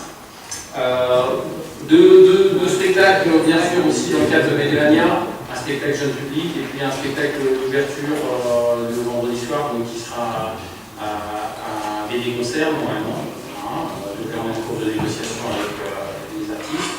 On aura aussi bien entendu du théâtre, avec notamment ce qui est prévu, la machine de Turing, donc effectivement qui retrace l'histoire de cet éminent personnage de la Deuxième Guerre mondiale et qui a permis de décoder les codes allemands de Enigma. On aura aussi de la danse, on aura 2 spectacles de danse, un programme éclectique, intéressant, alléchant, et puis de l'humour aussi également. On aura Laurent Chandler, on aura aussi Laurent Barra, et puis les Goguettes, qui sont des artistes qui font chroniqueurs musicaux qui passent régulièrement sur les radios et par les spectacles. Et qui ont d'ailleurs fait un carton pendant le confinement, c'est aussi ce qui est assez fort aussi, c'est la capacité de la directrice du service culturel à anticiper des gros groupes comme ça. Voilà, ils ont pris l'option. Voilà. Bien avant. L'option a été prise avant. C'est vrai que les souvenirs de la commission culturelle, c'est IGOV, c'est quoi? Et puis pendant le confinement, là, ça s'envole. C'est aussi pouvoir s'appuyer sur les agents vraiment de qualité. Et donc voilà, pour l'année prochaine, c'est pas moins de 18 dates qui sont proposées par la collectivité, donc je vous disais 6 sur le spectacle de public. Et puis auxquels viendront s'ajouter évidemment les opportunités, les offres de partenaires, puisqu'on a aussi des associations qui réservent la salle pour faire des diffusions. Et puis on a de temps en temps des opportunités avec des opérateurs extérieurs. On s'en fera pas. Très bien, merci. Est-ce que vous avez des questions sur le... Oui, merci. Est-ce qu'on va vers des gens un peu moins connus, est-ce qu'on essaie d'aller vers du local et puis du... Enfin voilà, je suis pas connue, Alors, oui, on essaye d'aller vers du local, c'est pour ça qu'on a réintroduit la catégorie D, notamment, parce qu'on est sur des spectacles qui sont moins onéreux, et que avait déjà été lancé au cours du mandat précédent un appel à candidature, un appel à projet pour des groupes amateurs ou des jeunes professionnels en voie de se professionnaliser, des jeunes ou jeunes d'ailleurs. Le projet n'a pas reçu l'écho qu'on a espéré, mais effectivement c'est dans le projet de la commission de retourner et réactiver cette option-là. D'autant qu'on a un outil qui se prête parfaitement à l'expression de nouveaux artistes, c'est le café-théâtre. Aujourd'hui, on utilise beaucoup la grande salle, mais le café-théâtre, c'est un espace qui a une jauge de moins de 100 personnes, mais qui permet d'avoir d'autres types de pratiques culturelles, et à la fois, il faut qu'on s'en embarque, il faut qu'on développe. C'est un des objectifs. C'est pensé à signer dans le programme municipal. Est-ce qu'il y a d'autres demandes d'intervention? Non, je vous propose ça. On délibère, donc qui est pour l'adoption de ces tarifs? Contre? Abstention? Je vous remercie. Nous poursuivons toujours avec. Ça, c'est plutôt de l'administratif, là, Laurent. Alors, donc, c'est pour signaler que, conformément au code général des collectivités territoriales, le conseil d'exploitation a été installé il y a 3 semaines. Et au cours de cette installation, il a fallu procéder à la désignation du président du conseil d'exploitation, ainsi que la désignation du vice-président. Donc le scrutin a eu lieu à bulletin secret et a été désigné président Thierry Bouzic, maire de la commune, et a été désigné vice-président moi-même. Ce qui est intéressant quand même dans la délibération, c'est de dire, parce que c'est quand même curieux d'aller valider le vote. C'est dire quand même, tout à l'heure je parlais de budget annexe, derrière, c'est le conseil municipal qui est hiérarchiquement a le pouvoir sur le conseil d'exploitation. C'est ça que ça veut dire. C'est-à-dire qu'en fait, on valide le conseil d'exploitation, on prend des décisions, et le conseil municipal a le pouvoir de revenir sur ces décisions. Voilà. Donc je vous propose qu'on délibère qui s'abstient sur ces désignations, qui votent contre, qui n'y en a pas. Je vous remercie. Nous poursuivons. Elle, sur la réforme des rythmes scolaires. Voilà, dans cette délibération, on va vous proposer de la modification des rythmes scolaires de la commune.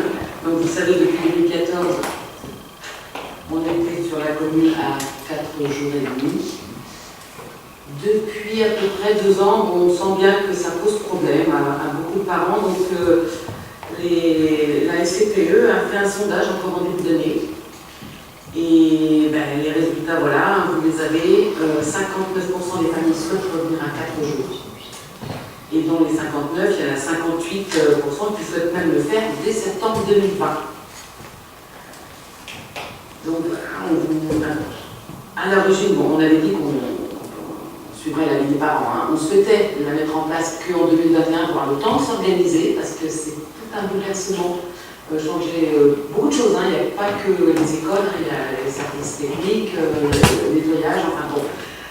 Avec la crise sanitaire, on est passé d'office à 4 jours quand on a réintroduit les enfants au fur et à mesure. On ne sait pas ce que ça prend à la rentrée, ou du moins à l'entrée d'hiver. Dans le doute, on s'est dit, alors, on va rester à 4 jours puisqu'on y est, et on s'organise comme ça. Alors si vous êtes d'accord, de passer maintenant l'école à 4 jours au lieu de 4 jours et demi. C'est voilà, une demande des parents d'élèves, j'insiste dessus. Chose de débat. Est-ce que je prendrai la parole après la délibération?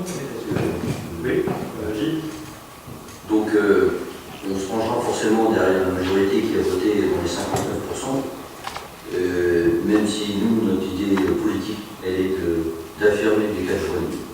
Parce que je pense que là, on va perdre au niveau qualité d'enseignement et derrière les activités qu'il y avait au-delà de l'école, il y avait quand même des activités pour les gamins qui n'auront plus demain.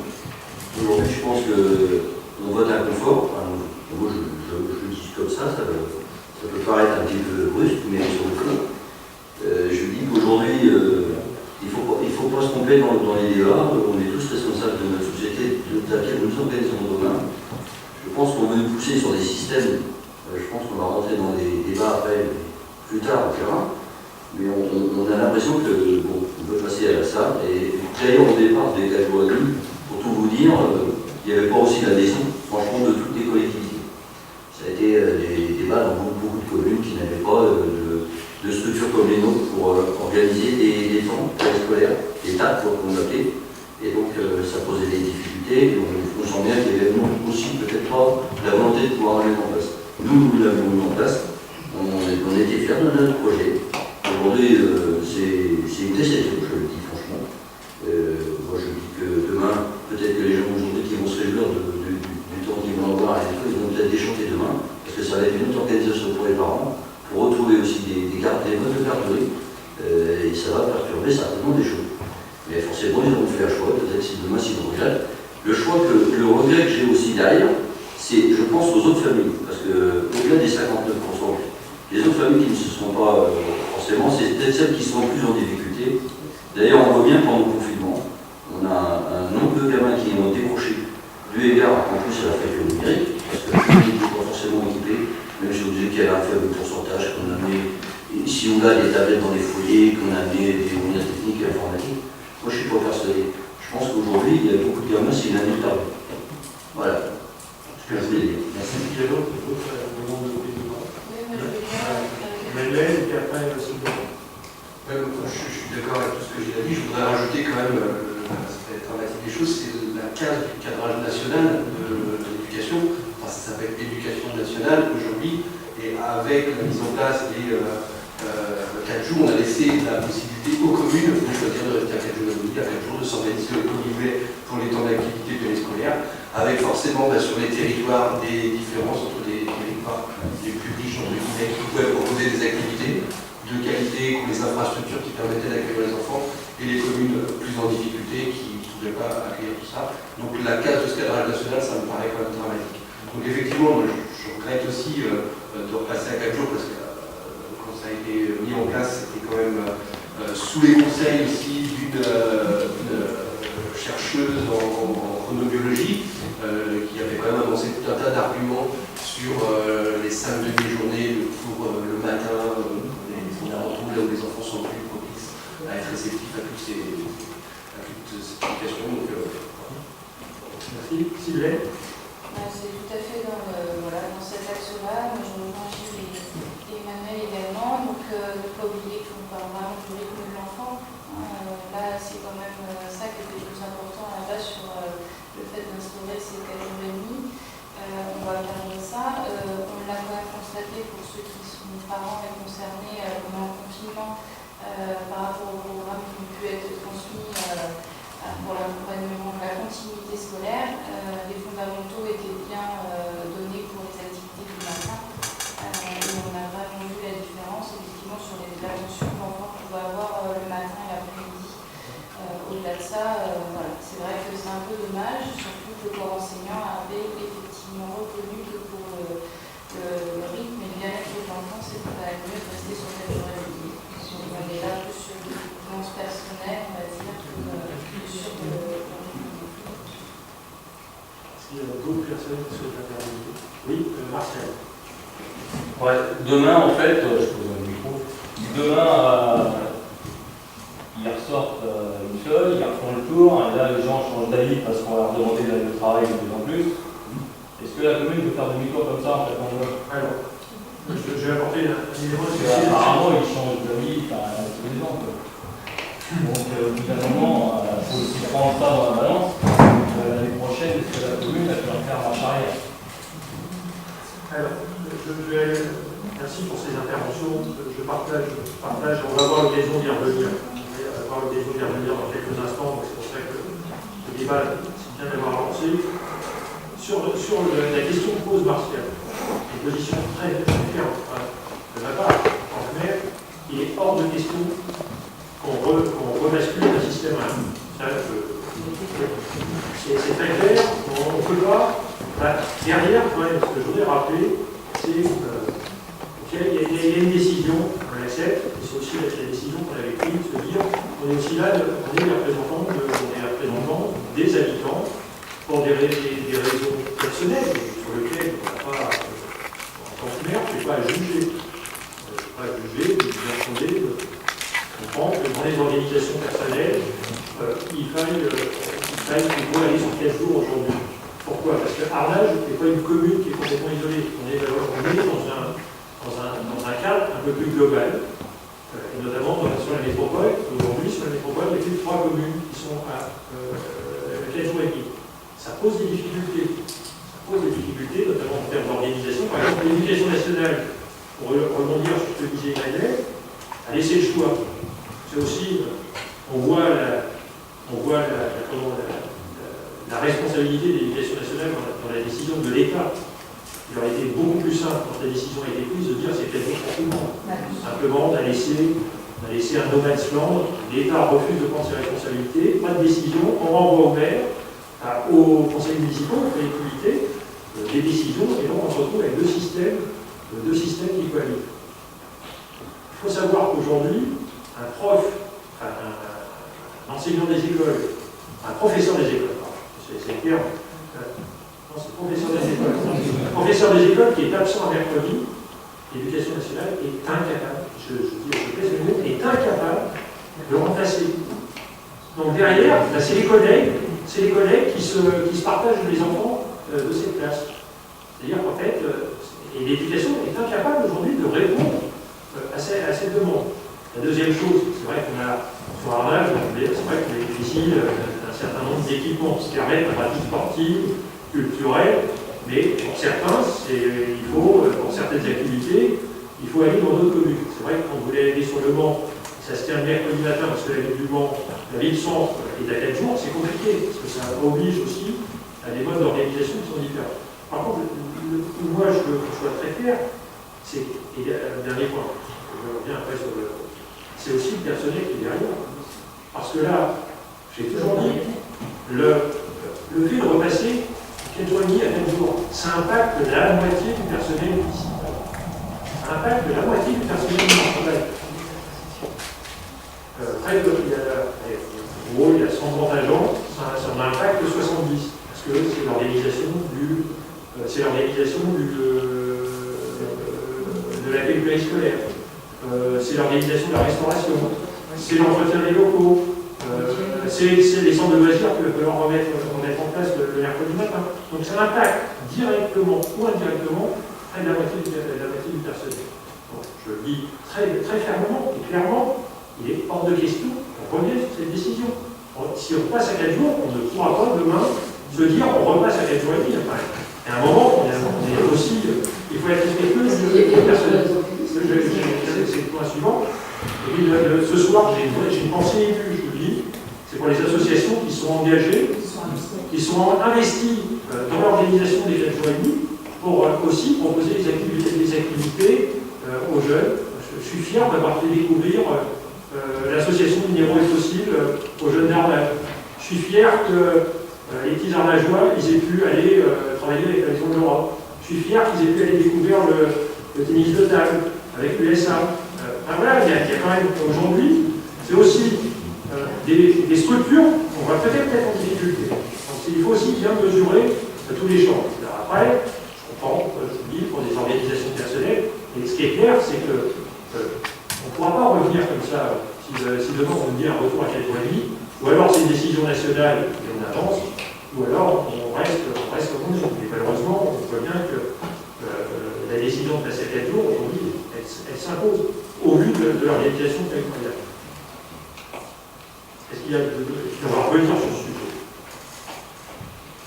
Est-ce qu'il y a d'autres demandes d'intervention? Je propose qu'on délibère. Qui est pour l'adoption, le passage de 4 jours à la rentrée?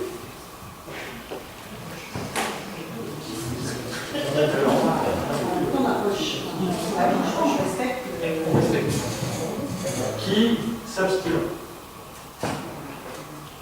4 abstentions, 5 abstentions. Jali, Martial, Emmanuel, Elisabeth Pénéa et Thierry Rousseau. Est-ce qu'il y a des votes contre? Je vous remercie. Donc, on vient d'acter le retour à 4 jours. Par contre, je vous propose qu'on ait une position qui soit la position du conseil municipal, qui est une déclaration que je vais vous lire et sur laquelle on va ouvrir le débat. On a vu dans les échanges que nous avons eus lors de la précédente délibération, il y a eu quelques voix sont élevées sur cette décision. Donc je vais vous lire la proposition d'intervention. L'ensemble du conseil municipal souhaite intervenir sur les rythmes scolaires et l'abandon de la semaine des 4 jours et demi. Si la question de l'organisation du temps scolaire à l'école primaire n'a cessé de diviser les collectivités, la ville d'Arnage est toujours attachée à veiller au bien-être de l'enfant. Initiée sous la présidence de François Hollande, ces temps d'activité périscolaires auront été une véritable chance pour bon nombre d'élèves dans la découverte et la pratique d'activités sportives, culturelles, artistiques. Nous avons su construire avec le tissu associatif arnageois différentes activités et relever le défi de la fracture sociale dès l'enfance en proposant des activités diverses. Loin d'être un coût pour la commune, notre objectif était de proposer des activités de qualité afin de favoriser l'accès à la culture, au sport et de lutter contre les inégalités sociales. C'était un investissement qui ambitionnait le développement de la curiosité intellectuelle de l'enfant. Transversal, il était organisé dans le cadre d'un projet éducatif territorial qui associait les collectivités territoriales, les associations et l'éducation nationale. Cette dernière étant d'ailleurs très satisfaite des activités portées par la ville. Source d'emploi, ils offraient également des postes d'animateurs à des jeunes diplômés dont la force de proposition était manifeste. Malgré cela, il vous faut écouter et entendre le retour du sondage lancé par la FCPE en concertation avec la ville en début d'année. Nous avons toujours travaillé en concertation avec l'ensemble des intervenants et sommes là pour porter les aspirations de nos habitants. Les résultats du sondage sont sans appel et demandent un retour à 4 jours à la rentrée 2020. Nous entendons le besoin d'harmonisation avec les autres communes, mais regrettons que la mesure se fasse sans évaluation, sans qu'il existe de véritable bilan sur les apports et les impacts de cette organisation. C'est la raison pour laquelle le conseil municipal acte par son vote le résultat du sondage et le choix majoritaire des parents. La ville organisera la semaine de 4 jours dès la rentrée de septembre 2020. J'ouvre le débat si vous voulez. Oui, j'ai une question. Il y a un projet éducatif territorial qui est en place. Il me semble qu'il est publié à mieux. On arrive au bout de la dernière. On est à la fin. On est à la fin de l'année. Il tombait à la fin de l'année. Tombé à la fin de l'année. C'est pour ça que l'année prochaine. Oui, Céline. Alors, on cite l'éducation nationale, moi, on va dire c'est un peu eux qui me déçoivent. Parce que finalement, c'était elle qui avait mis ça et qui avait fait passer ça. Oui, il faut pour le rythme et tout ça. Et c'est aussi elle qui, quelques années plus tard, revient sur ce qu'elle a dit et offre l'opportunité à qui veut changer de changer et de revenir, en fait. Alors que quand ils l'ont mis en place, on nous a obligés. On nous a dit c'est comme ça et pas autrement. Et après, on revient et on laisse l'opportunité là, aux parents, aux autres collectivités, de revenir à 4 jours. Effectivement, Arnhem, du coup, en restant à 4 jours et demi, restait un peu dans les dernières et n'était plus, comme tu disais tout à l'heure, ne pouvait plus offrir à certains enfants la possibilité d'aller faire des activités sur d'autres communes puisqu'ils avaient l'école le matin. Et du coup, ça aussi, c'était dommage. Pour moi, c'est le fait que l'éducation nationale revienne elle-même en arrière de quelque chose qu'elle a estimé que c'était nécessaire à un moment donné. Pourquoi, quelques années plus tard, elle se dit que non, c'est plus nécessaire et on revient en arrière. En fait, si je peux me permettre un élément de réponse sur. En fait, c'est au-delà de l'éducation nationale. C'est-à-dire, c'est l'État qui, pour moi, a failli. C'est l'État qui a failli. Quand la mesure de 4 jours et demi a été mise en place, je rappelle quand même, dans le paysage politique français, il y a eu une vraie levée de boucliers, notamment dans les communes rurales. Mais ça a été mis en place. Ça a été mis en place, et puis finalement, on s'est rendu compte que, loin d'être un coup, parce que quand je dis loin d'être un coup, c'est pas que ça. C'est que ça permettait la découverte d'activités, la mise en place d'activités, une autre organisation du temps scolaire. En fait, pour la première fois, le temps périscolaire et extrascolaire était supérieur au temps scolaire sur la semaine. C'est la première fois dans l'histoire qu'on a inversé en fait inversé cet équilibre. En fait, l'idée c'était de se dire qu'il y a le temps scolaire, mais derrière on a aussi la capacité des collectivités encadrent, proposent des activités, et donc aussi on ouvre l'esprit à la culture, au sport. Donc il y avait une vraie ambition. Seulement, il y a eu une levée de bouclier qui a été extrêmement forte. C'était un engagement du président Macron, à l'époque du candidat Macron, de dire on revient sur la semaine de février. Donc où c'est la décision de l'éducation nationale, c'est lié à la décision qu'a pris Blanquer, ministre de l'Éducation à l'époque, en disant on laisse, en fait, plutôt que de dire c'est 4 jours, on laisse la libre administration des collectivités, on laisse une position très libérale, et se dire après tout, chacun fait ce qu'il veut. Alors quand on est une commune où il y a des moyens, on peut faire des choses, quand on est une commune où il n'y a rien, on revient sur les 4 jours. Et ce qui est quand même terrible, derrière ça, ce qui me chagrine, et c'est pas en tant que maire que je parle, c'est en tant que. C'est à quel moment on a pensé à l'intérêt de l'enfant. Dans tous ces débats, je suis effaré. Quand est-ce qu'on a pensé à l'intérêt de l'enfant? Et ça, c'est ça que me chagrine le plus derrière, c'est de me dire, après tout, j'ai c'était à la table ronde d'évoquer Emmanuel tout à l'heure, et c'était Claire Lecomte. Je vais chercher le nom de Claire Lecomte, la chronologiste. Elle dit toutes les études le prouvent, une organisation sur 4 jours et demi est meilleure, une organisation du temps scolaire sur 4 jours et demi est meilleure pour un enfant que sur 4 jours. Après, là, il y a aussi les réalités de la vie quotidienne qui font qu'à un moment, c'est compliqué de s'adapter. Et quand on laisse le choix, on voit bien qu'à un moment, on regarde plus son organisation personnelle que l'intérêt de l'enfant. Et c'est assez la personne à laver, mais c'est quand même ça qui est pour moi le choix derrière. C'est qu'on a fait où est l'intérêt de l'enfant dans tout ça. On a tendance sans doute à le diminuer. Après, je pense aussi que ce qui va être et ce qui est aussi révélateur aujourd'hui, c'est que là, les parents ont été sondés, les enfants commencent à s'interroger parce qu'ils ont entendu parler d'eux. Et à la rentrée, je suis persuadée qu'il va y avoir une interrogation des enfants auprès des instituteurs, auprès des animateurs. Ils ne vont pas comprendre.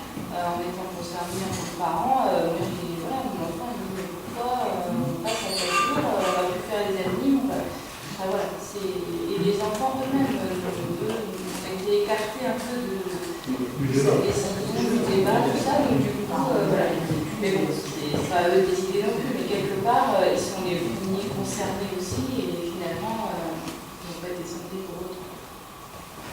Il y a d'autres demandes d'intervention. On adopte formellement cette déclaration. Donc, qui est pour l'adoption de cette déclaration? Contre? Abstention? C'est important que voilà, il y a tous les médias qui prennent une position extrêmement forte sur ces décisions. Alors, on doit désigner les membres du collège d'habitants. La dernière fois, on a désigné les membres du collège élus qui siégeront au conseil d'administration de l'établissement public d'Arnage, je rappelle de la maison des habitants et du chantier d'insertion. Donc je vous propose qu'il y ait 6 représentants qui seront désignés. Alors il y a 3 nominativement, Sylvie Audu, Sophie Guillot, Nicole Deschênes au titre des habitants, et qu'il y ait 3 représentants. Sophie Guillot, la délibération, c'est un au titre de l'association USA, donc qui nous transmettra un nom, un au titre de l'association Groupe Mali, et le troisième sur le titre de la mission locale. Voilà. C'est quoi la FCPE? Non, je dis une bêtise. J'ai dit une bêtise. C'est dans la déclaration, je redis ce que j'ai dit. C'est au titre de la FCPE, j'ai dit une bêtise.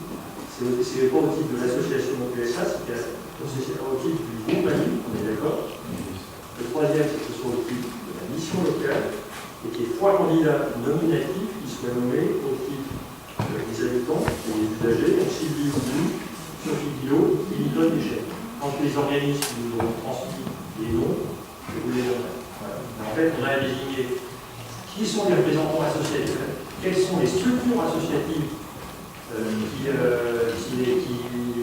qui siégeront, et au titre des usagers, parce que c'est des usagers de la structure, donc des habitants d'Arnage. Là, par contre, on doit les nommer, on leur a demandé d'accepter avec beaucoup d'honneur.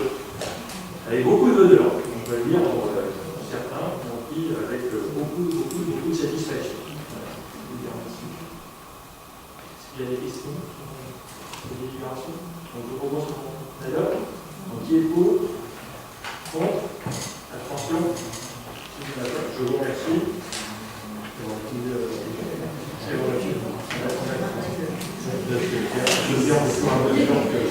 C'est pas très grave. J'ai un certain nombre d'informations à vous donner. La première, c'est que nous sommes obligés légalement, comme partout en France, de tenir un conseil municipal qui se tiendra le vendredi 10 juillet. Ordre du jour, point unique, élection des grands électeurs qui seront amenés à voter aux élections sénatoriales.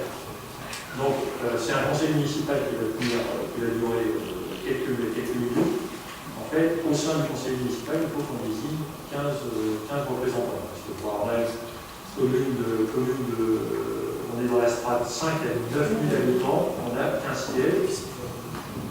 Donc ce sera au sein du conseil municipal. Oui, c'est 18h ou 18h30, on verra à quelle heure on calme.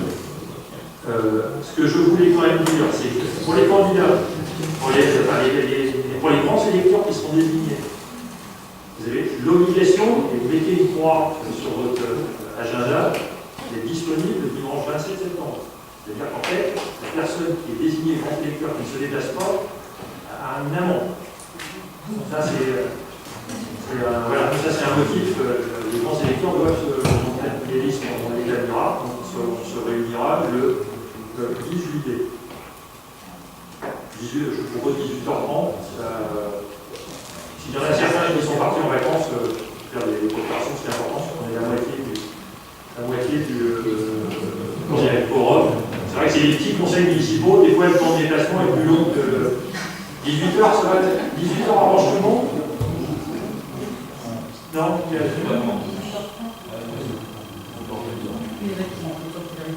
18h30. Ok, donc vendredi 18 juillet, 18h30. Ok.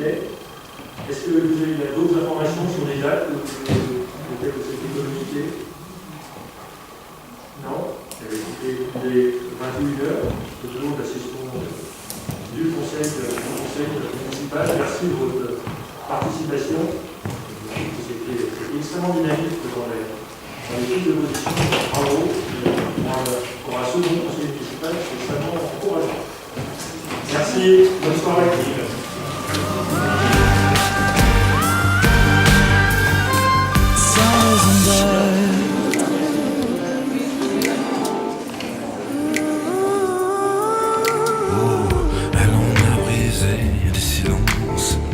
Pousser des cris contre les murs, avec pour écho l'indifférence et des rancunes encore plus dures. Car aujourd'hui, si l'existence ici